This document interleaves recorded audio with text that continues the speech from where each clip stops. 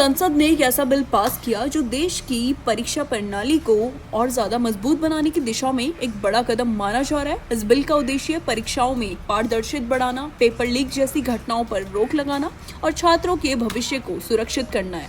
लंबे समय से परीक्षा व्यवस्था में सुधार की मांग उठ रही थी, जिसे देखते हुए सरकार ने ये पहल की है। साथियों, विश्वस्त परीक्षा पद्धति,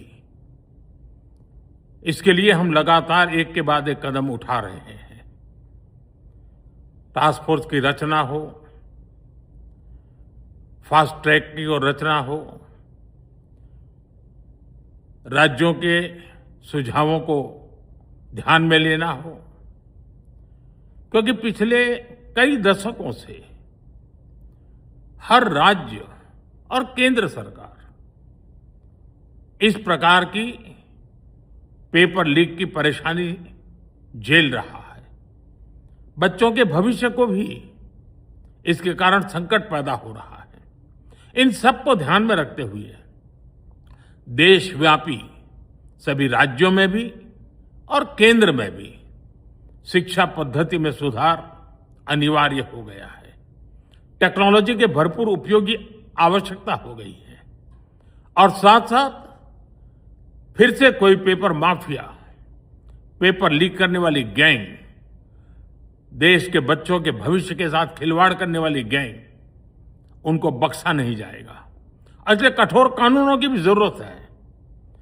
हम संसद में बिल लेकर के गए थे और जैसा मैंने आपको वादा किया था, गत 2 दिन संसद के दोनों सदनों ने, अधिकतम माननीय सांसदों ने विस्तार पूर्वक उससे चर्चा की है और आज दोनों सदनों ने इस कठोर कानूनों वाले, प्रावधानों वाले इस बिल को पास कर दिया है।